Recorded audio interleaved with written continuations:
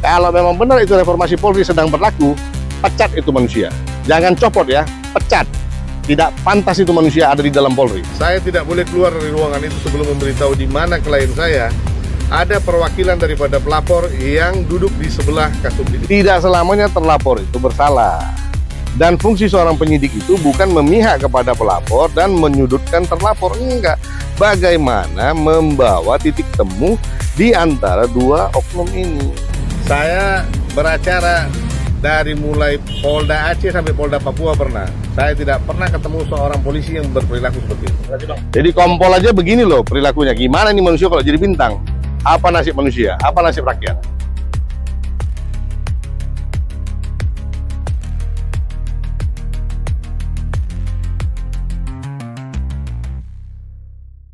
Kedatangan ke sini bang, dalam rangka apa bang? Ke Propam Mabes Polri.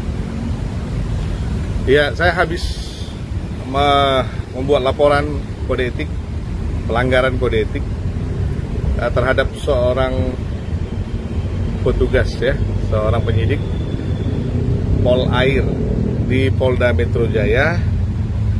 Beliau menjabat sebagai Kasubdit Gakum Polair Polda Metro Jaya, inisial nama beliau dari J ya.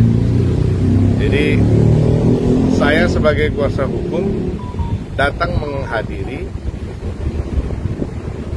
Polair Polda Metro terkait dengan laporan dugaan tindak pidana penipuan dan penggelapan yang dilaporkan terhadap klien saya. Total nominal waktu itu 15 miliar. Tapi klien saya sudah bayar hampir 13 miliar. Jadi sisa tinggal kurang lebih 2 miliar. Itu ada selisih di antara mereka. Jadi mayoritas sudah dibayar, hanya tinggal kurang lebih 2 miliar saja. Jadi laporan masih dalam tahap sidik. Klien saya dipanggil karena alasan tidak bisa hadir. Klien saya mendadak, ada kepentingan harus keluar kota. Jadi saya datang sendiri. Begitu saya datang, ya Kanit dan Kasih di sana melayani saya dengan baik.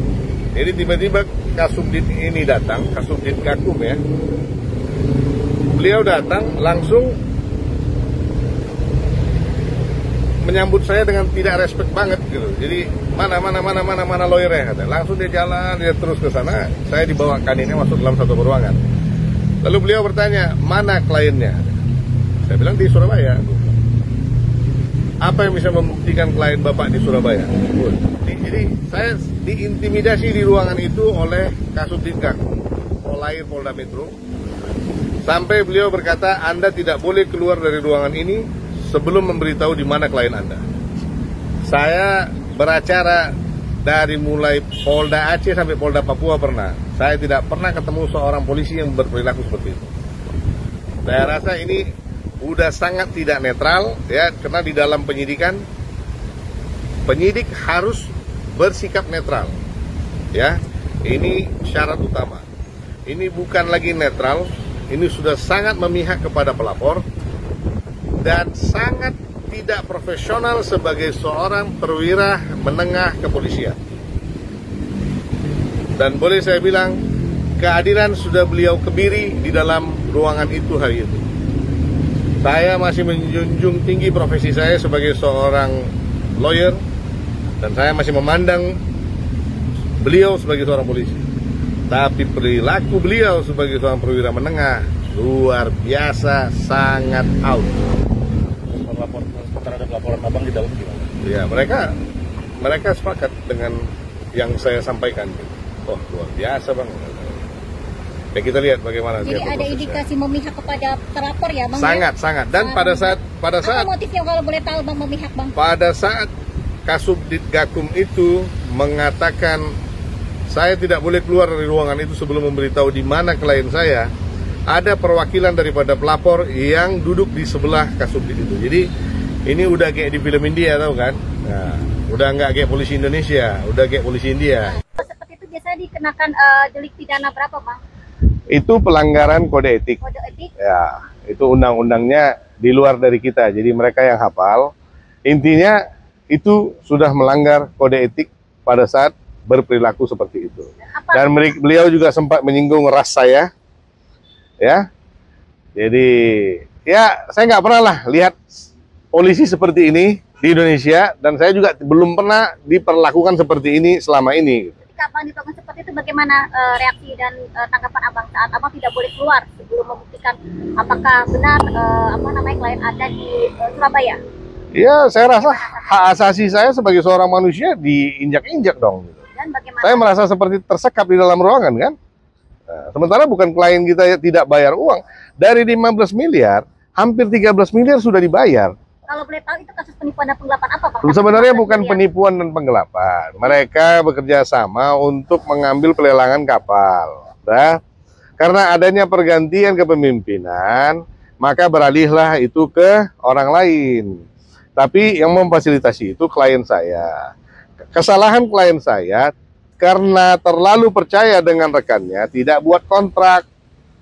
Maka manusia-manusia pinter ini yang terlalu banyak sekolah hukum menyatakan itu tindak pidana penipuan dan penggelapan. Ya udah biar, karena nggak ada kontrak. Tapi kan sudah dibayar hampir 13 miliar. Tinggal 2 masa masih emang klien saya pimpinan pemberontakan, separatis. Gua ini apa? Sekjennya asosiasi terlarang itu di dalam Republik. Kalau kamu nggak bilang, kamu nggak boleh keluar. Waduh, gua bilang. Kita praktisi loh ya. Hari ada lengkap semua. Saya bilang hari ini Polri sedang melakukan reformasi, ya. Tapi saya seorang praktisi. Notabene saya seorang kandidat dokter ya. Saya seorang kandidat dokter. Saya masih diperlakukan seperti ini, oke? Bagaimana mereka-mereka yang ada di taraf menengah ke bawah?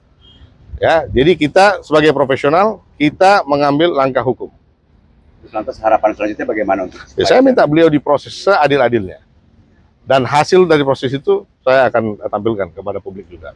Tapi belum ditentukan belum, kan baru hari ini saya buat. Apa motif dia memihak terlapor, Pak? Ya, inilah yang jeleknya di dalam praktek hukum, ya. Tidak selamanya terlapor itu bersalah. Dan fungsi seorang penyidik itu bukan memihak kepada pelapor dan menyudutkan terlapor, enggak. Bagaimana membawa titik temu di antara dua oknum ini. Ini yang benar, bukan karena dia pelapor langsung dia melekat di sana, kan menjajah ini namanya gitu. Masa kita praktisi, oke lah, terlepas daripada pelapor, ada pihak pelapor di sana, kan nggak pantas dia ngomong begitu sama saya. Dan terlepas saya seorang praktisi hukum, masa dia boleh begitu ngomong sama saya? Apa bedanya? Kita oknum loh. Apa lebihnya dia, apa kurangnya saya? Ya kita lihatlah apa nanti macam mana dia. Kan saya bilang hari ini sedang dilakukan reformasi di dalam Polri. Kalau memang benar itu reformasi Polri sedang berlaku, pecat itu manusia. Jangan copot ya, pecat. Tidak pantas itu manusia ada di dalam Polri. Gue bilang. Ini salah satu kontribusi negatif terhadap nama oknum di dalam Polri. Manusia itu ada di dalam. Oknumnya udah bintang berapa? Gak ada, kompol. Jadi kompol aja begini loh perilakunya. Gimana nih manusia kalau jadi bintang?